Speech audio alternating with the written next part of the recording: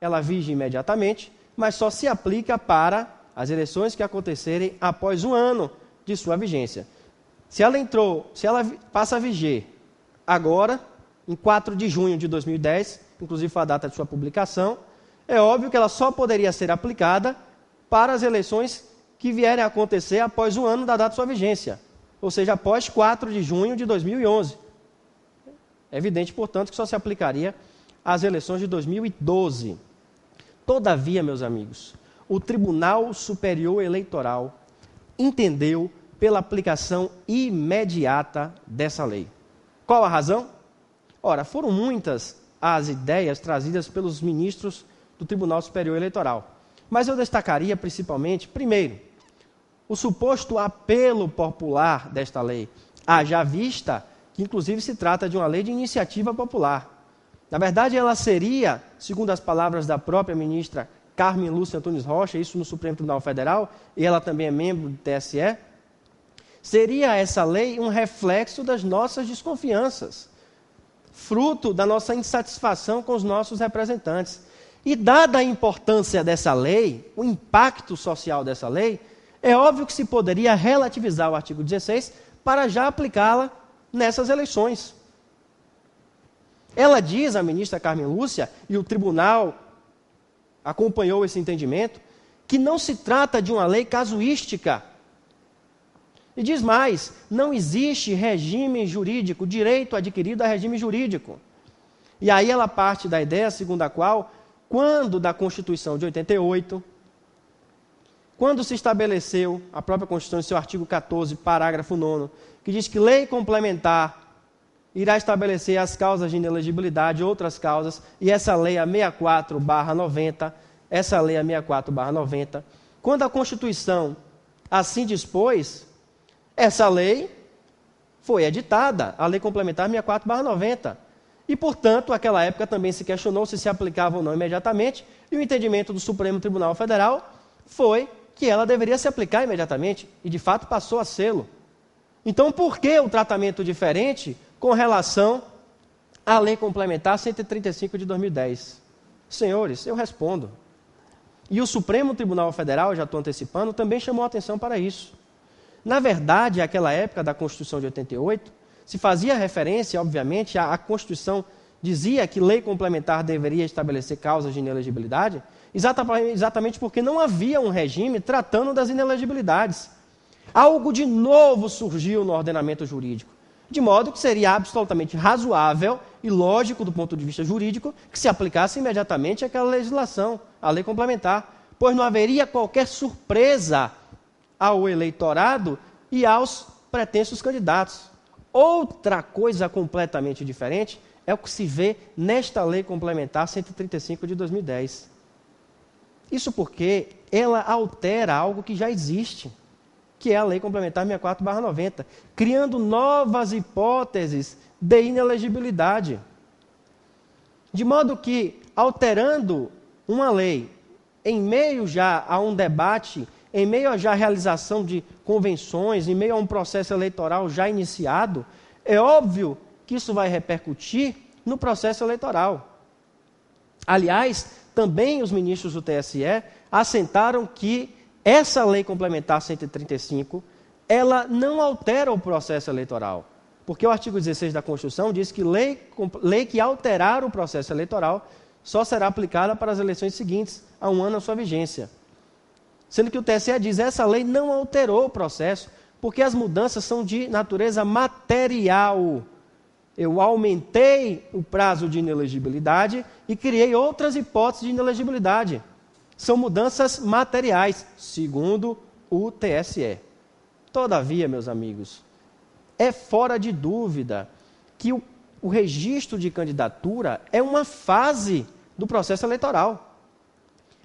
O processo eleitoral, ele é formado por fases que vão desde a realização das convenções, ou para alguns, desde o alistamento eleitoral, até a diplomação. A partir do momento em que eu digo que, por exemplo, um advogado que é expulso da ordem está inelegível, É evidente que isso vai repercutir em uma das fases do processo eleitoral, o registro da candidatura. Porque até então ele tinha certeza de que poderia se candidatar, que poderia registrar sua candidatura. Nesse caso, por exemplo, da renúncia de Joaquim Roriz, até então ele acreditava, porque a época em que ele renunciou, a lei vigente admitia a possibilidade da renúncia, ele acreditava que isso não iria repercutir em maiores problemas para ele, que ele iria poder registrar tranquilamente a sua candidatura. E agora se altera a lei toda e quer se reconhecer aplicação imediata. Então, senhores, vejam, e outra coisa importante, essa lei estabelece um prazo de inelegibilidade maior. Estabelece um prazo de inelegibilidade maior. E aí se pergunta, isso foi inclusive discutido no TSE, e para aqueles que já cumpriram a sanção, por exemplo, um determinado candidato na eleição de 2008 passou a responder uma ação por abuso de poder político ou abuso de poder econômico. Foi sancionado, há uma sanção de inelegibilidade pelo prazo de 3 anos. Cumpriu essa sanção. É razoável que, além de ter cumprido esses 3 anos, passe a cumprir mais outros 5 anos? É evidente, minha gente, que aí houve a prática de um ato jurídico que se consumou. Não pode, segundo aqueles que se posicionam contra a aplicação imediata, uma modificação futura apanhar fatos passados que foram praticados sob a roupagem, sob a lógica da legislação então vigente. Então vejam os problemas que se colocaram nessa discussão toda perante o Tribunal Superior Eleitoral. Então o primeiro ponto aí, isso é importante, porque o Tribunal Superior Eleitoral, tradicionalmente, em diversos julgados, vinha assentando que o artigo 16 deve ser fielmente observado. Observa-se a mitigação desse artigo, desse entendimento. Agora abre-se a possibilidade de, a depender do relevo da discussão, relativizá-lo. Então, diante disso, eu posso afirmar o seguinte: na sua prova, é evidente que o artigo 16 ele deve guardar uma interpretação voltada mais para a literalidade. Plano da validade, plano da eficácia. Todavia, se você se deparar com uma questão mais capciosa, aquela principalmente que leva em consideração esse entendimento do TSE que relativizou, aí você, obviamente, se for uma questão discursiva, você pode discorrer um pouco sobre essa questão do julgamento da ficha limpa, que, sem dúvida alguma, mitigou um pouco esse entendimento. Outro aspecto importante, e, aliás, que antecipa mesmo a própria discussão. Uma das características fundamentais da justiça eleitoral é a função consultiva. Ora, não é uma função típica, de modo geral, do Poder Judiciário responder a consultas. Mas, no caso da justiça eleitoral, é uma função que lhe é particular. Vejamos o artigo 23, inciso 12 do Código Eleitoral. Esse artigo 23, inciso 12 do Código Eleitoral, estabelece que a autoridade com jurisdição federal ou diretório nacional, um órgão nacional de partido político, poderá formular consulta ao Tribunal Superior Eleitoral. Todavia, a própria legislação estabelece consulta em tese. Mas que diabo é isso? O que vem a ser consulta em tese? Vejam bem, a jurisprudência do Tribunal Superior Eleitoral de há muito se firmou, no sentido de que deve-se entender pela expressão em tese toda aquela consulta que lhe é formulada até o momento em que se iniciam as convenções partidárias. É uma mera convenção. Então, o período das convenções partidárias se inicia em 10 de junho e cessa em 30 de junho. Ora, a partir do momento em que houver uma consulta, já iniciadas essas convenções partidárias, para a jurisprudência do Tribunal Superior Eleitoral, está-se diante de uma consulta de um caso concreto. E isso não seria possível. Meus amigos, acreditem, a jurisprudência do Tribunal Superior Eleitoral é farta em não conhecer de consultas formuladas dentro desse período, por entender que se tratam de consultas de casos visando a esclarecer fatos concretos. Todavia, também no calor do debate de todo esse tema, o Tribunal Superior Eleitoral, apesar de o ministro Marco Aurélio ter advertido, chamado a atenção para esse fato, para a impossibilidade de se conhecer da consulta, o TSE conheceu da consulta, muito embora já estivessem acontecendo as convenções partidárias. O ministro Marco Aurélio ele foi enfático em dizer que a jurisprudência já havia sido firmada e que nada poderia autorizar uma mitigação da jurisprudência. Todavia, esse entendimento não foi o estabelecido pelo TSE, que entendeu, pelo conhecimento da consulta, no caso do senador Arthur Vigílio, que tinha por escopo exatamente tirar dúvidas, porque essa é a ideia da consulta, é você tirar dúvidas, evitar possíveis conflitos que venham a acontecer durante o curso da eleição. Você consulta o TSE e esse irá responder à consulta.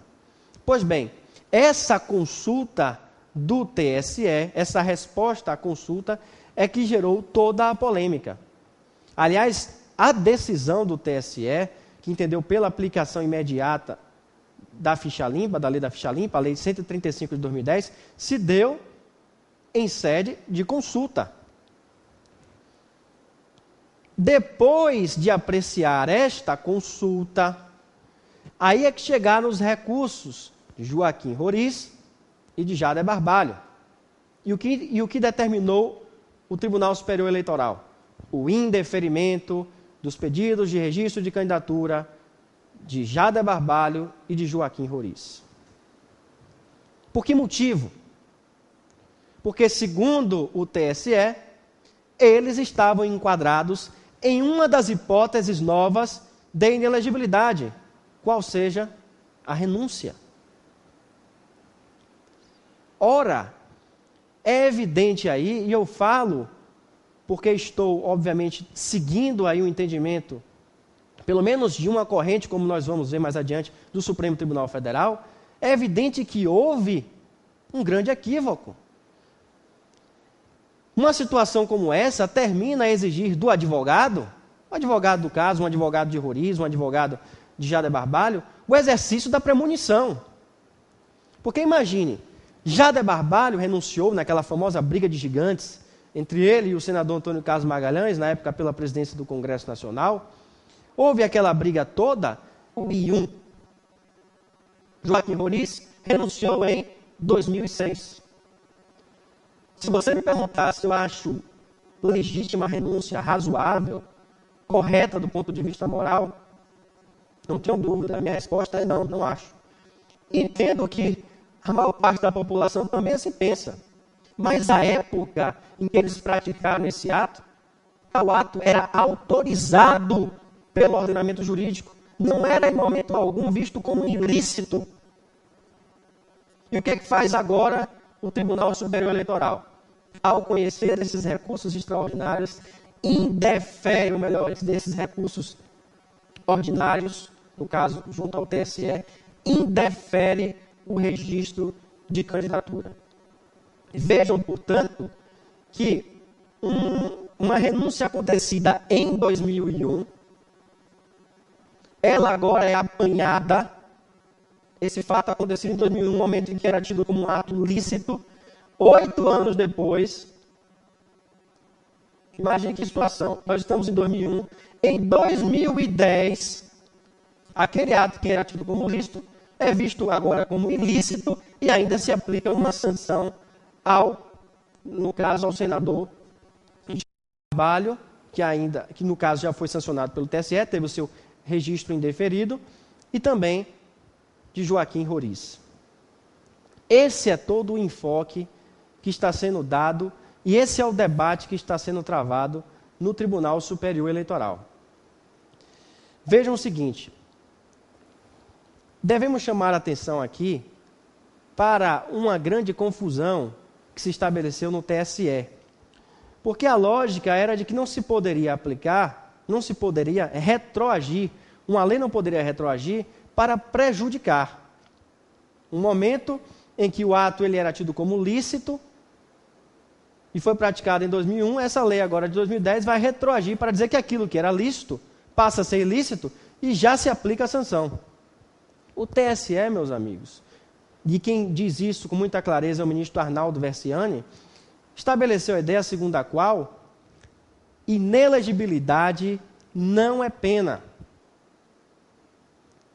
Inelegibilidade não é pena. Portanto, se não é uma pena, é uma mera consequência, uma mera restrição temporária à capacidade passiva eleitoral, não há por que deixar de retroagir, de apanhar fatos passados.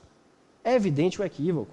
E aí, devemos sempre buscar as lições daquele que talvez seja o maior eleitoralista do país, Adriano Soares da Costa, que estabelece uma distinção clara entre a inelegibilidade nata e a inelegibilidade combinada. A inelegibilidade nata é aquela que diz respeito à própria condição da pessoa. Por exemplo, eu sou parente, como eu acabei de citar, sou parente do governador, é meu pai, eu desejo me candidatar a deputado. Nessa situação, pela nossa condição, pelo parentesco, ele deve se desincompatibilizar para que eu tenha o meu acesso liberado, para que eu possa ser candidato. Tem um ilícito aí? Tem alguma sanção? Não. Diferente é, por exemplo, o caso em que eu pratico um ato doloso de improbidade administrativa, com lesão ao erário, enriquecimento ilícito, e sou sancionado. Obviamente que além da sanção de suspensão dos direitos políticos, também pela inelegibilidade. Nesse caso não é pena? É porque se vincula muito o termo pena à ideia de direito penal. Mas pode fazer uma leitura meramente kelseniana no sentido de que a imputação é a atribuição de uma sanção para a prática de um ilícito. Vai